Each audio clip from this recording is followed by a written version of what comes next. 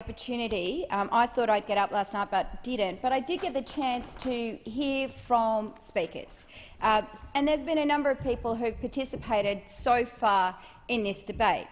And I have to say, Acting Deputy Speaker, that I am very disappointed that government members, backbenchers and ministers haven't apologised to people on this side of the House. They haven't apologised to the Leader of the Opposition, they haven't apologised to the union movement, and they haven't apologised to the many, many working people who raised legitimate concerns about this agreement, and the impact that it will have on local jobs. I say that I call on them to apologise because these are the people who stood up time and time again in this parliament and in the public arena and accused people for calling for safeguards to protect Australian jobs. They accused us of xenophobia. They accused us of racism. Yet what we see today and what we saw yesterday is the government agree to sensible safeguards to protect Australian jobs. It needs to be said loud and clear that if you stand up to protect Australian jobs, it is not racism, it is not xenophobia. That is just the government scaremongering. And it's good to see that they're starting to back down on that rhetoric, because that rhetoric is dangerous for two reasons. One, it diminishes the genuine racism and xenophobia that is going on in our community. There is a case in Australia at the moment where we need to tackle racism and bigotry head-on.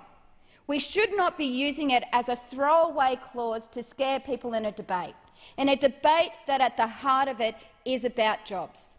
And I'm glad the government has agreed to Labor's amendments to ensure that this passage of legislation goes through, with the safeguards in place to protect Australian jobs. You know what the government also hasn't been truly honest with the Australian people about is how many jobs that this agreement will create. They like to throw the word jobs. It's going to create jobs. They continue to say that word. But what we have discovered and what the evidence is saying is that it will create some jobs, but not the hundreds of thousands that this government is claiming.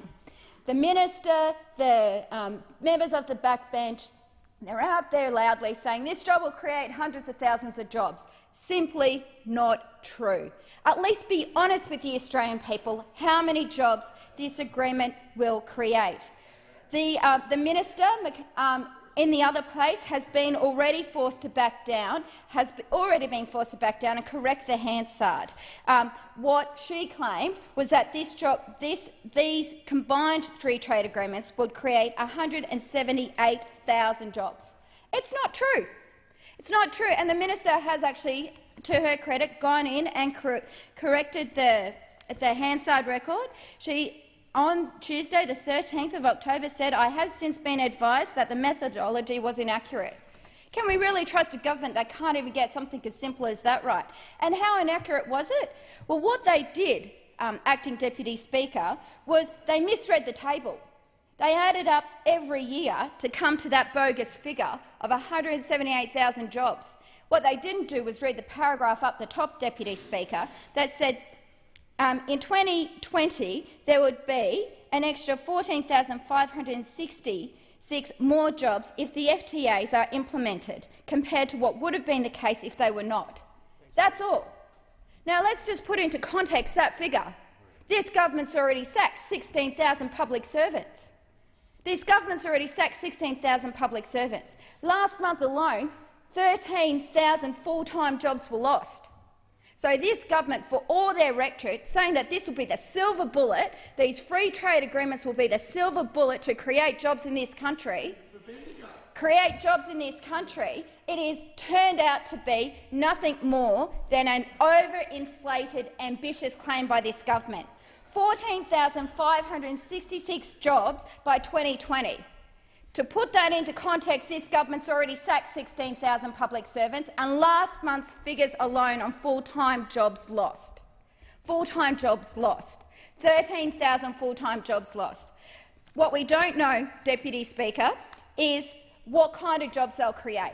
Full-time jobs, part-time jobs. What we also don't know, Deputy Speaker, is who will work these jobs, which is why these safeguards were so critical. Right now, in the industries that this government is being the champion, and we hear it time and time again, how critical this agreement is for ag, and it is a good deal for ag, for the businesses in ag, for the people who might make profits in ag, but without Labor's amendments, there was no guarantee that regional Australians would share in that opportunity, that they'd get the jobs. Right now, who works in ag, in the dairy industry? 40,000 people work in ag, but yet dairy is now on the 457 visa list. Dairy relies on overseas temporary workers. The ag industry, horticulture, relies on overseas temporary workers.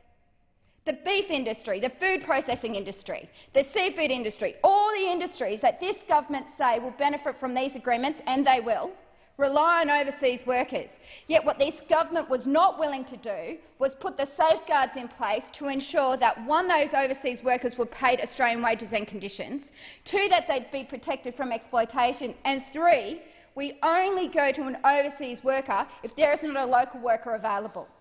Labor's amendments ensure we've got the safeguards in place so that locals can get the opportunity of these agreements.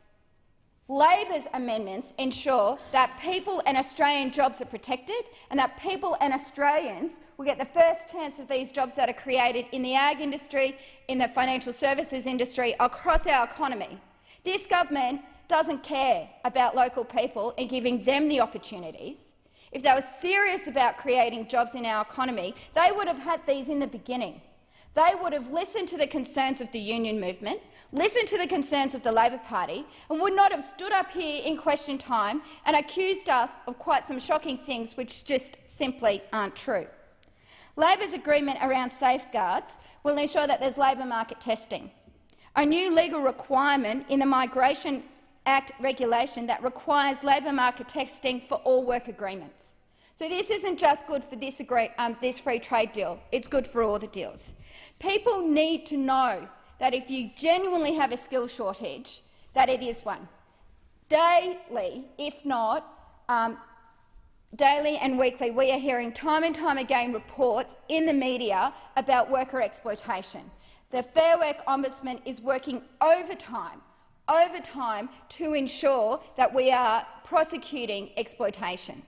What we need to do is ensure, first and foremost, that if there is a local job created, that it goes offered to a local worker first. Labor's safeguards will also uphold Australian pay and conditions through better wage system for 457 visa workers. How? A new legal requirement that the market salary for a standard 457 visa will be used in enterprise agreement rates as the salary benchmark. That is critical to ensure that workers in similar industries are being paid the Australian rates of pay, not some made-up rates of pay with the award at a minimum, but the Australian rates of pay. What we'll also ensure through these safeguards is the level of temporary skill migration income threshold is to be reviewed to make sure it is in line and it is a benchmark. What will also be required as a result of Labor's safeguard amendments that this government has agreed to is maintaining Australian skills and safety standards to ensure foreign workers have the relevant licence under Australian law, and this is critical. All of you and your officers would have seen the letter that was signed by the Minister for Trade that declared the industries where the skill assessment would be waived. It was doing the rounds on social media, and it's what created a lot of anxiety within the community. But now the government has agreed to Labor's amendment, which will ensure a new legal requirement for visa conditions that 457 visas in the trade occupations must obtain a licence within 90 days of arriving here on that visa, will not work without the licence holder without holding the licence, and will notify the Department of Immigration if a licence is refused or revoked. And these conditions will be written into the migration regulations. These are the critical safeguards that Australians wanted to see, to ensure that when you work in the trades in Australia, you have an Australian qualification. And when somebody comes here on a 457 visa worker, they will be required now to demonstrate that they have those skills. Australia has some of the best safety records in the country, some of the safest workplaces, and our tradespeople work really hard to get their qualification. And it is wrong to suggest and to have a situation where someone from overseas can come in and not be required to meet that same bar. These safeguards ensure that that will now happen. These safeguards will ensure that. And that is why this government needs to be really honest. It is great that they've finally, after months and months, understood the concerns of the Australian people, understood the concerns of the union movement and what we've been saying from the Australian Labor Party. There is no point to a free trade agreement with any country if it does not deliver for all Australians. Free trade agreements should not just be about profits and about ensuring exporters get a better deal when their product goes into China. It should also be about spreading that goodwill, that opportunity to all Australians. And without these safeguards in place that the government has agreed to, we could not guarantee or ensure that that would happen. Now, in my electorate, I am a regional electorate, and this has been an issue where this government divided the community, winemaker and farmer versus the tradies. They divided the community because one group was saying, why should someone come here and work in our industry without having my qualification? And on the other end, saying to the farmers, you've got to back this deal in because it's going to be good for tariffs. Now, this is what this government did. What we've been able to do, because they've agreed to our amendments, is bridge that. So now the tradies are safe with the safeguards they've agreed to, and our winemakers and our farmers will actually benefit from the changes that we've got going forward. Deputy Speaker, I am glad the government has seen the error of their ways and have agreed to Labor's amendments.